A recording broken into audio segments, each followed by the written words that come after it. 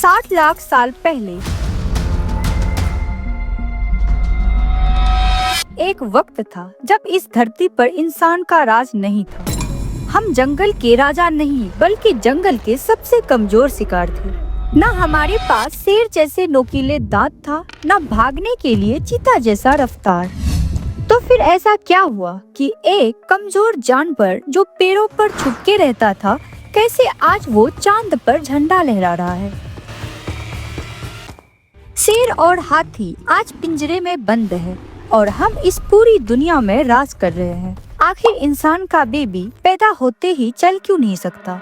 आज की वीडियो में मैं आपको वो मिशन लिंक दिखाऊंगी जो स्कूल के किताबों में नहीं पढ़ाए जाते। आज हम टाइम ट्रेवल करेंगे 60 लाख साल पीछे और सुलझाएंगे सबसे बड़े रहस्य को कि आखिर हम इंसान कैसे बने।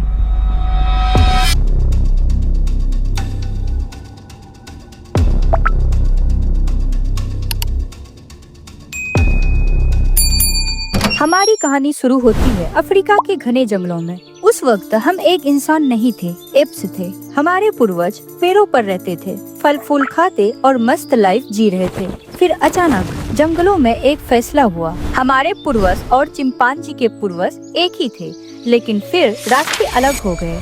एक ग्रुप पेड़ों पर ही रह गया जो आज के चिंपास है। दूसरे ग्रुप जिसने रिस्क लिया वो जमीन पर उतर आए। इनको अलग होना जरूरी था क्योंकि अफ्रीका का मौसम बदल रहा था, जंगल खत्म हो रहे थे। अगर हम लोग वहाँ से नहीं निकलते तो हम भूख के मारे मर जाते। 1974 में साइंटिस्ट को इथियोपिया में एक फीमेल स्केलेटन मिला। उन्होंने उसका नाम रखा लूसी। लूसी हमारी ग्रैंड मदर जैसी है। लूसी की हाइट सिर्फ 2.5 फीट थी। दिमाग छोटा था पर उसके पास एक सुपर पावर थी, वो सीधा खड़ी हो सकती थी। 2 पैरों पर चलने का सबसे बड़ा फायदा ये हुआ कि हम चलते चलते चीजें उठा सकते थे। लेकिन सवाल ये है, हम खड़े हुए क्यों? साइंस कहती है एनर्जी बचाने के लिए। 4 पैरों में चलने में एनर्जी ज्यादा लगता है, 2 पैरों में चलने में कम। जंगल सूख गए थे, खाना ढूंढने के लिए हमें मीलों चलना पड़ता था। कम एनर्जी में ज्यादा दूर चलने के लिए हमने खड़ा होना सीखा। इसका एक और फायदा हुआ, सनलाइट सीधे हमारे सिर पर पड़ती थी, पूरी बॉडी पर नहीं। इससे हमें गर्मी कम लगने लगी और हम दोपहर में भी शिकार पर निकलने लगे जब शेर सो रहे होते हैं। आपने फिल्मों में देखा होगा कि आदि मानव भाला लेकर शिकार कर रहे होते हैं, लेकिन ऐसा नहीं था। शुरू में हम हंटर्स नहीं, मुर्दाखोर थे। हमारे पास न पंजे था न ताकत। हम चुपचाप वेट करते थे कि कब शेर शिकार कर कर अपना पेट भरकर चला जाए और उनका छोड़ा हुआ बचा कुचा हुआ खाना हम खा लेते थे। लेकिन वहाँ हड्डियों के सिवा कुछ नहीं बचता था, तो हमने स्टोन्स उठाए और हड्डियों को तोड़ना शुरू किया। हड्डी के अंदर जो मैरो यानी कि गुदा होता है वो पूरा फैट का बना होता है, वो हमारे लिए प्रोटीन शेक बन गया। इसी चोरी के खाने ने हमारे दिमाग को फ्यूल दिया। द बेबी मिस्ट्री, ये बहुत ही गहरी पॉइंट है। जैसे जैसे हमारा ब्रेन बड़ा हो रहा था, एक बड़ी प्रॉब्लम आ गई। 2 पैरों पर चलने की वजह से हमारी हिप्स यानी कमर छोटी और नैरो हो गई थी। लेकिन बच्चे का सर बड़ा हो रहा था। सर बड़ा और कमर छोटा होने की वजह से डिलीवरी की वक्त कई माताएं की डेथ हो गई थी। एवोल्यूशन ने यहाँ एक जुगाड़ किया। कुदरत ने कहा बच्चे को जल्द पैदा कर दो, उसके पूरे डेवलप होने से पहले। इसलिए गाय का बच्चा पैदा होते ही भागने लगता है, लेकिन इंसान का बच्चा पैदा होने के 1 साल तक बेकार और हेल्पलेस रहता है। इसका दिमाग अभी आधा बना होता है। इस हेल्पलेस बच्चे की वजह से हमें फैमिली बनानी पड़ी। अकेली माँ बच्चे को नहीं पाल सकती थी, उसे बाप और कबीले की मदद चाहिए थी। यहीं से शुरू हुआ प्यार, परिवार और समाज का। अब हम जंप करते हैं करीब 15 लाख साल पहले। हमने आग ढूंढ लिया था। आग ने हमें ठंड से बचाया तो हमें घने बालों की जरूरत नहीं रही। जब हम शिकार करने भागते थे तो बालों की वजह से पसीना नहीं निकलता था और बॉडी ओवरहीट हो जाती थी। एवोल्यूशन ने हमारे शरीर से बाल हटा दिए ताकि हमें पसीना आए और बॉडी ठंड रहे। इस वजह से हम इंसान घोड़ों से भी ज्यादा देर भाग सकते हैं बिना थके। लेकिन सब कुछ स्मूथ नहीं था। आज से करीब 75,000 साल पहले इंडोनेशिया में एक ज्वालामुखी फटा। ये धमाका इतना बड़ा था कि पूरी धरती पर राख की परत जम गई। सूरज कई सालों तक नहीं निकला था, टेम्परेचर गिर गया, पेड़ पौधे सब कुछ मरकर तबाह हो गया था। साइंटिस्ट के हिसाब से उस वक्त इंसान की पॉपुलेशन गिरकर सिर्फ 2000 से 10,000 तक रह गई थी। हम खत्म होने ही वाले थे, लेकिन उन बचे हुए लोगों ने हिम्मत नहीं हारी, वो मिलजुल कर रहने लगे। आज हम 8 बिलियन लोग उन्हीं कुछ बचे हुए लोगों की औलाद हैं। जब हम अफ्रीका से निकलकर यूरोप पहुँचे, वहाँ पहले से निएंडरथॉल्स रहते थे। वो हमसे ज्यादा गोरे और ताकतवर थे, लेकिन हमारे पास एक ऐसा लैंग्वेज था जिससे हम कॉम्प्लेक्स प्लान बना सकते थे। वैसे ये निएंडरथॉल्स कोई और नहीं, हमारा कजन ही था। हमसे 4 लाख साल पहले अफ्रीका छोड़कर यूरोप में शिफ्ट हो गया था। और अगर सच कहूँ, अगर 1 वर्सेस 1 फाइट होता, एक निएंडरथल एक होमोसेपियंस को आसानी से तोड़ मरोड़ देता।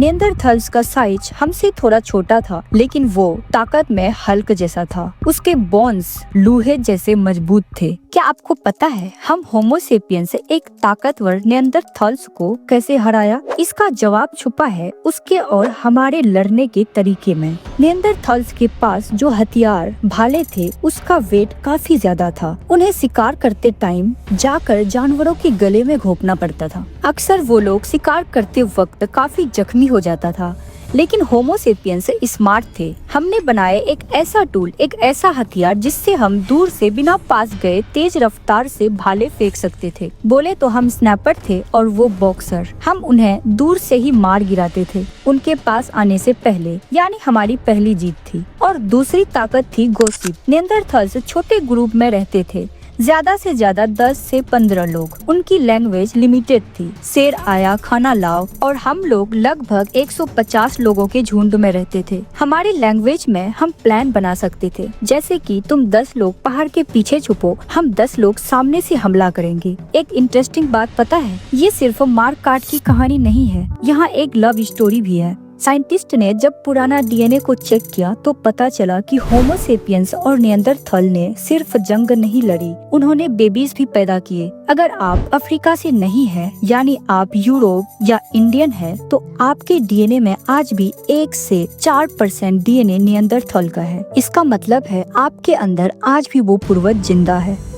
करीब 12,000 साल पहले आइस एज खत्म हो रहा था, धरती गर्म हो रही थी और मौसम सुहाना हो गया था। हमारी लाइफ तभी बहुत ही सिंपल थी। सुबह उठो, शिकार करो, फल फूल खाओ और सो जाओ। कोई बॉस नहीं, सब अपने मर्जी के मालिक थे। लेकिन फिर मिडिल ईस्ट के इलाके में, जिसे आज हम तुर्की ईरान कहते हैं, कुछ ऐसा हुआ जिसने हमारी किस्मत पलट दी। खेती का आइडिया किसी साइंटिस्ट ने नहीं दिया था, ये एक एक्सीडेंट था। हमारे पूर्वज ने जंगल घास के दाने खाए, वो दाने स्वाद में बहुत अच्छे थे। जब वो लोग वापस जाने लगे तो कुछ दाने गलती से कचरे के ढेर पर गिर गए थे। वहाँ पहले से गीली मिट्टी और गंद थी। जब वो लोग अगले साल घूमते घूमते वापस आए, उन्होंने देखा कि जहाँ उन्होंने कचरा फेंका था वहाँ अनाज उगा हुआ है। फिर उन्हें एक आइडिया आया, अगर हम जंगल में खाना ढूंढने के बजाय इन बीजों को जमीन में डाल के उगाएं, तो हमें रोज रोज खाना ढूंढने के लिए भागने की जरूरत नहीं पड़ेगी। शुरुआत में हमने सिर्फ उन पौधों को चुना जो सबसे बड़े और मोटे थे। फिर हमने जंगल के खतरनाक भेड़िए को पालतू कुत्ता बना लिया। भैंस और बकरियों को मारने के बजाय उनको पालना शुरू किया, ताकि हमें रोज दूध मिल सके। हमने नेचर को कंट्रोल करना सीख लिया था, लेकिन इसका एक भयानक साइड इफेक्ट भी था। खेती आसान नहीं थी। पहले हम दिन में सिर्फ 4 घंटे शिकार करते थे, बाकी टाइम मस्ती। लेकिन अब हम दिन के 12 घंटे खेत में मजदूरी कर रहे थे। जमीन खोदो, पानी लाओ, कीड़े मकोड़े से बचाओ, धूप में तपो। हमारे पूर्वज की घुटनों की हड्डियों में दर्द होने लगी, क्योंकि हमारा शरीर झुककर काम करने के लिए नहीं बनाया था। लेकिन हम इस काम को छोड़ भी नहीं सकते थे, क्योंकि खेती से हमें इतना खाना मिल रहा था जिससे हमारी पॉपुलेशन बढ़ गई थी। अगर हम शिकार करने जाते, इतना सारा लोग भूख से मर जाता। हम फंस चुके थे। खेती से सबसे बड़ा नतीजा क्या निकला? प्रॉपर्टी, संपत्ति। पहले सब कुछ सबका था, जंगल सबका था, लेकिन अब सब कहने लगे ये खेत मेरा है, ये अनाज मेरा है। क्या आपको पता है इसके बाद क्या फसाद हुआ? जब हमने अनाज स्टोर करना शुरू किया तो नया दुश्मन पैदा हो गए, चोर और लुटेरे। अपने अनाज को बचाने के लिए हमने दीवारें बनाई, दीवारों की रखवाली के लिए सोल्जर्स भर्ती किए और उन सोल्जर्स को मैनेज करने के लिए एक राजा बनाया। पता है दुनिया की पहली जंग किसके लिए हुई थी? किसी लड़की या धर्म के लिए नहीं, वो अनाज के लिए हुआ था। जिसके पास ज्यादा अनाज था वो ज्यादा ताकतवर। यहाँ से पैदा हुआ लालच और पॉलिटिक्स। खेती ने हमसे हमारी आजादी छीन ली, लेकिन अगर खेती नहीं होती तो आज हम गांव से शहर, बिल्डिंग और इंटरनेट नहीं बना पाते। ये एक डील था। हमने अपनी आजादी बेचकर सुरक्षा खरीद ली। यहाँ तक का सफर था जंगल से खेत तक। पत्थर से टूल्स बनाए और हम अब मिट्टी के घरों में रहने लगे थे। हमने नेचर को कंट्रोल करना सीख लिया था। इसके बाद भी बहुत कुछ हुआ, राजा, धर्म, पैसा, साइंस और भी बहुत कुछ।